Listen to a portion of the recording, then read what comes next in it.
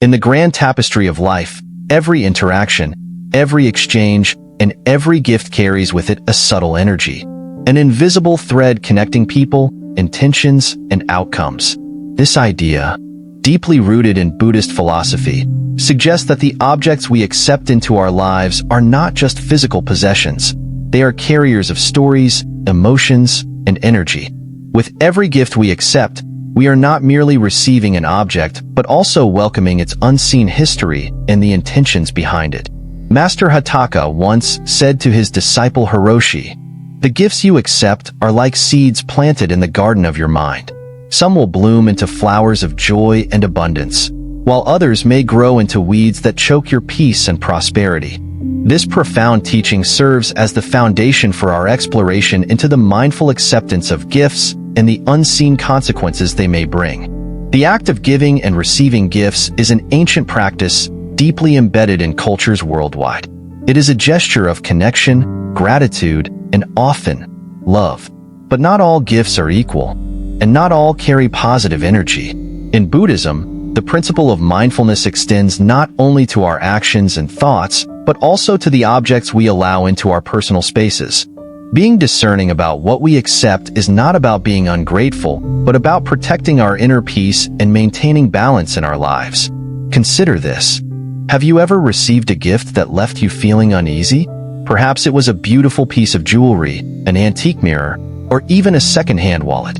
On the surface, these objects might seem harmless, even desirable, but beneath their polished exteriors could lie traces of pain, loss, or negative intentions from their previous owners. Energy, as Buddhists believe, lingers, and it can influence us in ways we might not immediately recognize.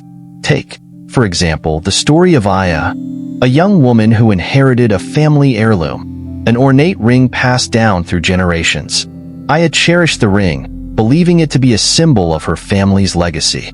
However, over time, she began to notice a pattern of misfortune and sadness every time she wore it. Relationships would fracture, opportunities would slip away, and an inexplicable heaviness would settle over her. It wasn't until she sought counsel from a wise monk that she learned about the ring's troubled history. It had been a gift given in resentment during a family feud generations ago. The energy of that conflict had remained embedded in the object, passing its burden down through the years. The monk advised Aya to perform a cleansing ritual, allowing her to release the negative energy attached to the ring. Through fire and prayer, Aya let go of the burden the ring carried, and in doing so, she felt an immense weight lift from her spirit. This story serves as a powerful reminder that objects are not neutral. They carry the energy of their history, and accepting them blindly can invite unintended consequences into our lives. In our modern world, where material possessions are often seen as status symbols, we seldom stop to consider the intangible weight they might carry. We are conditioned to believe that a gift, especially one of value, is always a blessing. But Buddhism teaches us to look beyond appearances, to sense the subtle vibrations of the objects we bring into our lives. Another example comes from the life of Kenji, a businessman who, in his pursuit of wealth, accepted many favors and gifts from his associates without much thought. Over time, he found himself trapped in webs of obligation, his freedom compromised by unspoken debts tied to these gifts. What seemed like generosity at first had turned into invisible chains, limiting his choices and burdening his conscience. Master Hotaka often reminded his disciples that every gift carries an unspoken agreement. Sometimes, it is simply love and goodwill. Other times, it is expectation, manipulation, or even malice. Being mindful of the source of a gift and the energy it carries is not about rejecting generosity, but about safeguarding one's spiritual and emotional health.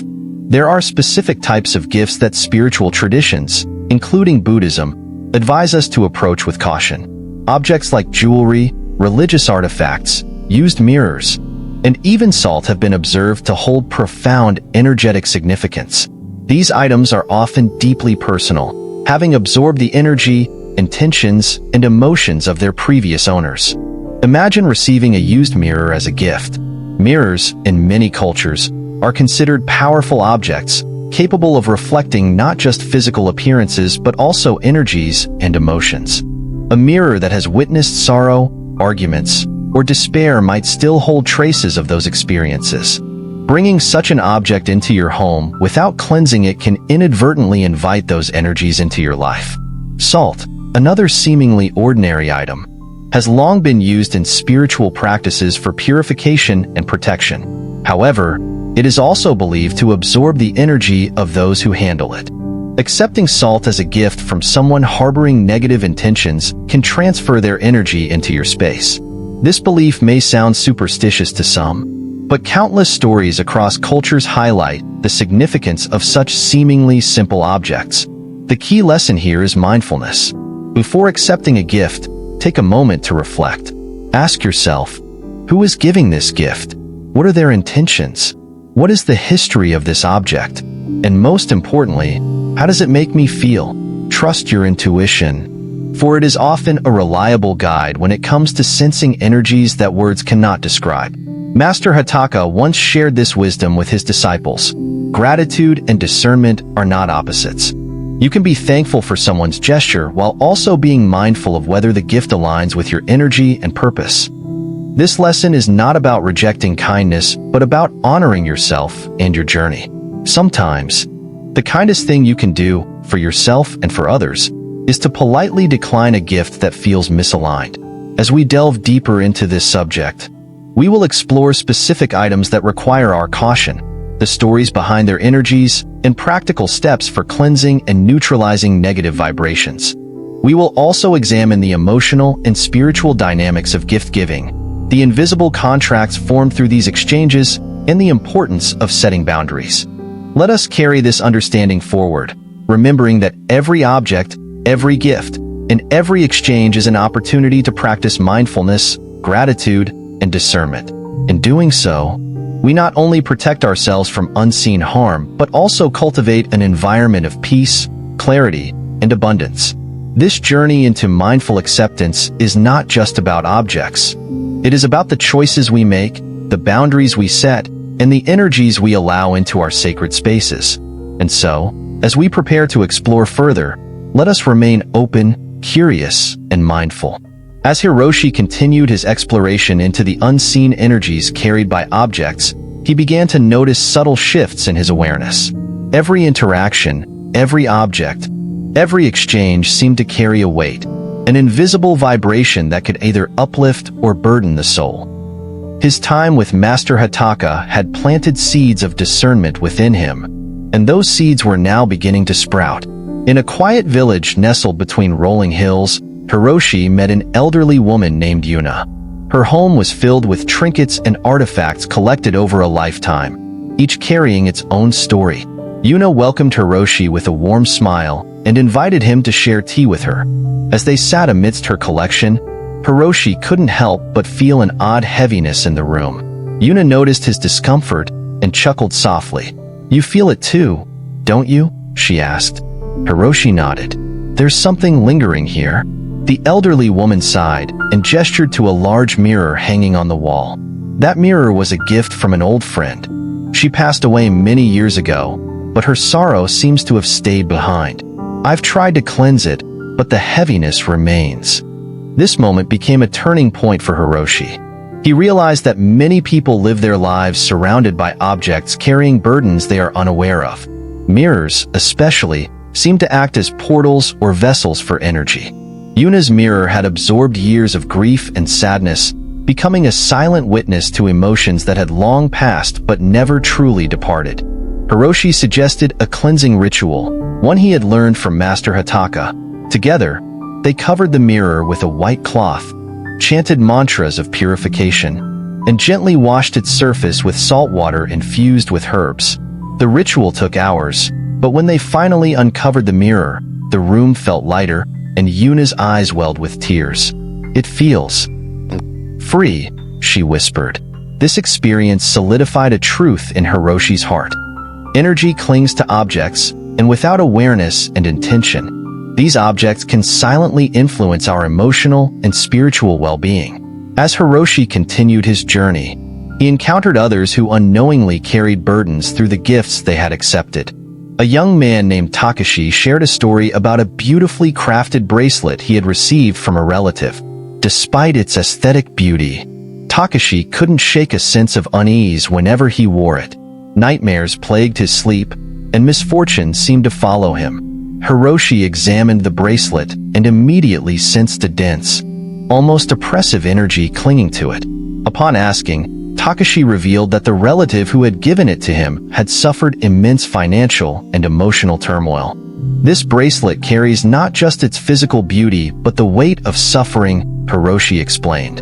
Sometimes, gifts are given with the best intentions, but their history remains etched into them. Together, they performed a cleansing ritual, burying the bracelet in salt for several days and then leaving it under the moonlight. Takashi reported feeling lighter and freer, and his streak of misfortune seemed to fade with time. These stories were not isolated incidents. As Hiroshi traveled, he discovered that items like jewelry, wallets, and even locks carried energies that could influence the course of one's life. He began to see patterns, a recurring theme in the lives of those who struggled unknowingly with burdens they had accepted in material form. One day, Hiroshi found himself in a bustling city where he met a businessman named Sora. Sora was wealthy and successful but seemed perpetually anxious, as though something unseen loomed over him. "I've achieved everything I set out to accomplish," Sora admitted, "but I can't shake this feeling of dread. It follows me everywhere." Hiroshi asked Sora about his most prized possessions, and Sora mentioned an antique wallet he had acquired at an auction. The wallet was exquisitely crafted, made of fine leather and decorated with intricate designs. But as Hiroshi held it, he felt an overwhelming sadness emanating from it. "This wallet has seen loss," Hiroshi said quietly. "Perhaps it belonged to someone who experienced financial ruin or carried deep regret." Sora's face went pale. The auctioneer had mentioned that the wallet once belonged to a man who had lost his fortune and taken his own life. With Hiroshi's guidance, Sora decided to let go of the wallet. They performed a ritual of release, thanking the object for its service and setting it free by offering it to the flowing waters of a nearby river. In the days that followed, Sora reported feeling a sense of relief he hadn't experienced in years. These encounters taught Hiroshi a critical lesson. Wealth and prosperity are not solely determined by external efforts, but also by the unseen influences of the objects we surround ourselves with. Every item, be it jewelry, mirrors, wallets, or even salt, carries a history, a vibration, and an impact. In a small monastery on the outskirts of a remote village, Hiroshi shared these lessons with a group of young monks. He spoke of the importance of discernment, of recognizing not just the physical beauty of a gift, but also the energy it carried. "Imagine," Hiroshi said, "a beautiful lock gifted to you by someone who wished you harm. On the surface, it might seem harmless, even thoughtful. But every time you use that lock, their intention becomes part of your reality." The monks listened intently, their young faces illuminated by the flickering light of oil lamps. One of them asked, "Master Hiroshi, how do we protect ourselves from such energies?" Hiroshi smiled. "Awareness is your greatest shield. Before accepting anything, pause, reflect. Ask yourself, do I need this? Where did it come from? What energy does it carry? And most importantly, how does it make me feel?"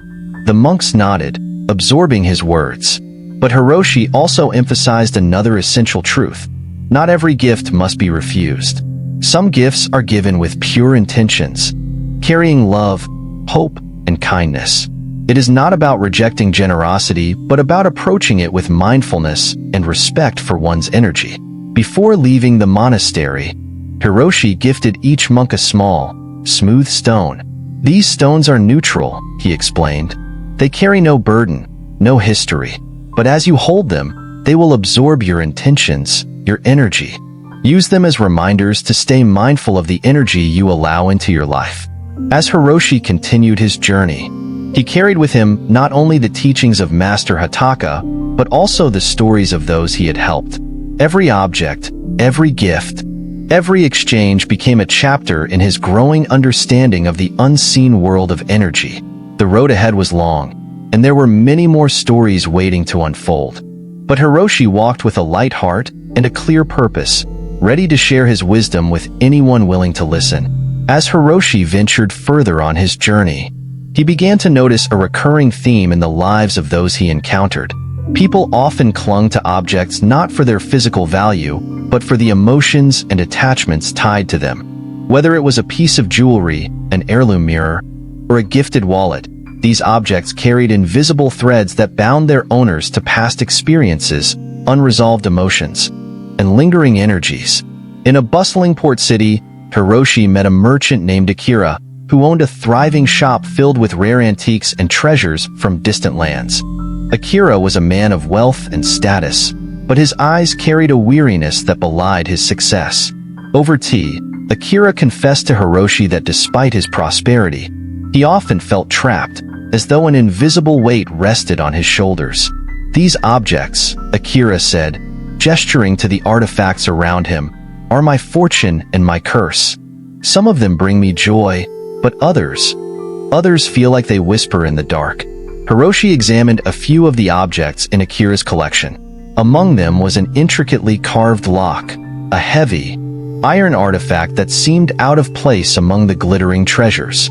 Hiroshi could feel the cold energy radiating from it, a vibration of entrapment and despair. "Where did you acquire this lock?" Hiroshi asked. Akira hesitated before replying, "It came from an estate sale." The owner had taken his own life after years of financial ruin. The realization hit them both simultaneously. The lock wasn't merely an object. It was a symbol of the man's suffering, a relic carrying his final, desperate emotions. Hiroshi advised Akira to release the lock, not just physically but spiritually. Together, they performed a ritual of release, submerging the lock in salt water and offering prayers for the soul of its previous owner. When the ritual was complete, Akira reported feeling an immediate lightness, as though a shadow had been lifted from his heart. This encounter deepened Hiroshi's understanding of the subtle but powerful influence objects can have on our spiritual and emotional landscapes. He realized that people often underestimate how much energy accumulates in the material things they possess. In another village, Hiroshi met a widow named Emiko, who clung tightly to her late husband's old wallet. The wallet was worn and frayed, its leather cracked with age. Emiko admitted that she carried it with her everywhere, unable to part with it despite its deteriorating state. "It feels like the last piece of him," she said, tears pooling in her eyes. Hiroshi listened with compassion and gently asked, "Do you feel peace when you hold this wallet, or do you feel sadness?" Emiko paused, her fingers tightening around the object. "Sadness," she admitted softly. "Then perhaps it is time to let it go," Hiroshi suggested. "Your husband's love and presence are not confined to this wallet. They live within your heart, your memories, and the life you shared." With Hiroshi's guidance, Emiko performed a small ceremony by a riverbank. She thanked the wallet for the comfort it had provided and released it into the flowing water. As it drifted away, Emiko wept, but her tears carried both grief and relief. Objects, Hiroshi realized, are often vessels for emotions we are not ready to confront. They hold our fears, our regrets, and our longing. But just as they can carry burdens, they can also become symbols of release and transformation. One evening, Hiroshi arrived at a temple where a festival of light was being celebrated. Thousands of lanterns illuminated the night sky, each one carrying a wish or a prayer. Among the crowd, Hiroshi met a young woman named May, who carried an old mirror wrapped carefully in cloth. "This mirror belonged to my grandmother," May explained. "She said it was a family heirloom, but it has always made me feel uneasy. I see shadows in its reflection, and I sometimes hear whispers when I'm alone with it." Hiroshi examined the mirror and sensed the stagnant, heavy energy trapped within its glass. He explained to May that mirrors are not just reflective surfaces. They are also spiritual portals, capable of holding onto the energy of those who have gazed into them. They decided to perform a cleansing ritual under the lantern-lit sky. With salt, sage smoke, and sacred chants, they purified the mirror, breaking the energetic ties that bound it to its troubled past. When the ritual was complete, May felt an overwhelming sense of peace, as though a weight she had carried for years had been lifted. These stories painted a clear picture for Hiroshi. The objects in our lives are not passive. They are active participants in our emotional and spiritual journeys. Whether inherited, gifted, or purchased, they carry with them the vibrations of their history. But Hiroshi also learned another valuable lesson. Not every object needs to be rejected. Some gifts are pure. Their energy aligned with love, joy, and abundance. The key lies in discernment, a quiet, mindful reflection before accepting or holding onto something. One afternoon, Hiroshi sat by a quiet lake, reflecting on his journey. He thought of the many people he had met. Yuna and her haunted mirror, Akira and his cursed lock, Emiko and her burdened wallet, Mei and her whispering reflection. Each encounter had taught him something profound about the unseen connections between people, objects, and energy. Master Hotaka's words came back to him. Everything we allow into our lives influences us, whether we realize it or not. Be mindful, be discerning, and above all, be grateful. As the sun dipped below the horizon, painting the sky in hues of gold and crimson, Hiroshi understood something deeply profound. The objects we surround ourselves with are not merely tools or decorations. They are extensions of our inner worlds. They can either anchor us to the past, bind us with fear, or set us free. When Hiroshi rose from his spot by the lake, he carried with him a renewed sense of purpose. He would continue to share these teachings, helping others see the invisible threads connecting them to the objects they owned and the gifts they accepted. The path ahead was still long, with many more encounters and lessons waiting. But Hiroshi walked forward with a heart full of gratitude and a mind sharpened by clarity, ready to guide others on their own journeys toward mindful acceptance and spiritual freedom. As Hiroshi approached the final stretch of his journey, the weight of his experiences rested gently on his shoulders. Each encounter had shaped his understanding, each story had added depth to his insight, and each ritual had reinforced the delicate balance between material objects and spiritual well-being. The road ahead was quiet, the landscape serene, and the sky painted in hues of dawn as Hiroshi reflected on all that he had learned. In a secluded monastery nestled deep within the mountains, Hiroshi met Master Eiji, an elderly monk known for his profound wisdom and his gentle demeanor. The monastery was minimalistic, with only the bare essentials carefully arranged in each space. Hiroshi noticed how every object seemed to have a purpose, a presence, and a sense of stillness about it. Over a simple meal of rice and tea, Hiroshi shared the stories of his journey, of Yuna and her mirror, Takashi and his bracelet, Akira and his lock, Emiko and her wallet, and Mei with her shadowed reflection. Master Eiji listened in silence, his eyes occasionally narrowing in deep thought. When Hiroshi finished, Master Eiji spoke softly. "You have seen what few people notice, Hiroshi. Objects are not lifeless. They are carriers of intentions, of memories, and of energies. But the question remains, how do we live amidst such objects without becoming entangled by them?" Hiroshi nodded, for this was a question that lingered in his own heart. Master Eiji continued, "Attachment, Hiroshi, is the root of much suffering. Whether it is attachment to people, objects, or even our own ideas of ourselves, it binds us in invisible chains. To live freely, we must learn to discern, to let go, and to hold gratitude for what serves us while releasing what burdens us." This wisdom struck Hiroshi deeply. He realized that the true teaching was not about rejecting all material possessions, but about cultivating a mindful relationship with them. It was about recognizing when something served his growth and when it became an anchor holding him back. Master Eiji invited Hiroshi to join the monks in a ritual of cleansing and gratitude. They gathered in the temple courtyard at sunrise, where each monk held an object they were ready to release. Some held old books, others held worn-out tools, and a few carried trinkets they had clung to for sentimental reasons. One by one, the monks approached a small fire pit in the center of the courtyard. With a bow of gratitude, they placed their objects into the flames, symbolically releasing any attachments or lingering energies. As the smoke rose into the morning sky, Hiroshi felt an overwhelming sense of peace wash over the courtyard. When it was Hiroshi's turn, he hesitated. He had carried with him a small wooden charm given to him years ago by a childhood friend. It had been a source of comfort during difficult times, but now, as he held it in his palm, he realized it was time to let it go.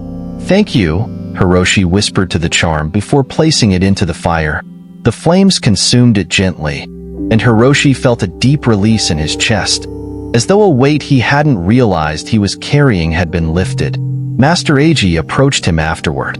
"Letting go is not about forgetting, Hiroshi. It is about honoring what was and making space for what is to come." These words stayed with Hiroshi as he prepared to leave the monastery. He had come to understand that the key to living harmoniously with the material world lay not in rejection but in mindful acceptance, discernment, and gratitude. As he descended from the monastery and walked through bustling towns, quiet villages, and lonely roads, Hiroshi began sharing these lessons with others. He taught people how to sense the energy of objects, how to let go of burdens disguised as treasures, and how to cleanse and honor the items they chose to keep. In one village, Hiroshi met a young woman named Hannah, who had inherited a collection of antique locks from her father. Each lock was ornate and beautiful, but Hannah confessed that she often felt trapped by their presence. "It feels like they're holding me back," she said softly. Hiroshi nodded. Locks are symbols of protection, but they can also symbolize restriction. Perhaps it is time to open them, both literally and figuratively. Together, they performed a ritual by the riverbank. Each lock was opened, and with every turn of the key, Hannah spoke words of release and gratitude. The locks were then cast into the river, their weight sinking beneath the water as Hannah felt her own spirit rise. Hiroshi continued his work, helping people cleanse mirrors, release old wallets, and purify inherited artifacts. But he also emphasized a vital truth. Not all gifts carry burdens. Some carry love, light, and genuine goodwill. One day, Hiroshi received a gift from a child, a simple, hand-carved wooden bird. The child's eyes sparkled with joy as he handed it over. "It's for you, mister," the boy exclaimed. Hiroshi accepted the gift with a bow of gratitude. The bird was light in his hand, and its energy was pure and warm. That moment, Hiroshi understood that not every object needed to be scrutinized. Some gifts carried nothing but love. As the years passed, Hiroshi's teachings spread far and wide. People began to view their possessions differently, not as mere objects, but as companions on their spiritual journey. They learned to cleanse, to let go, and to cherish with intention. Hiroshi's journey eventually brought him back to Master Hotaka's temple, where his story had begun. The old monk greeted him with a knowing smile. "You have traveled far, Hiroshi," Hotaka said. "Tell me, what have you learned?" Hiroshi smiled as he replied, "I have learned that every object carries a story, every gift carries an energy, and every exchange is an opportunity for gratitude and discernment. The key is not to reject the material world, but to live within it mindfully." Hotaka nodded, his eyes twinkling with pride. And so, Hiroshi's story became a timeless teaching. People remembered his journey, his lessons, and his gentle wisdom. They began to see their homes, their possessions, and their gifts with new eyes. Eyes that could perceive not just the physical form of an object, but its unseen essence. As the sun set over the temple, casting long shadows over the ancient stones, Hiroshi sat in quiet meditation. He felt gratitude for every encounter, every story, and every lesson. His journey was complete, but his wisdom would continue to ripple outward, touching countless lives in ways both seen and unseen. In the end, Hiroshi had discovered a simple truth. Life is not about rejecting what is given, but about accepting it with mindfulness, gratitude, and love.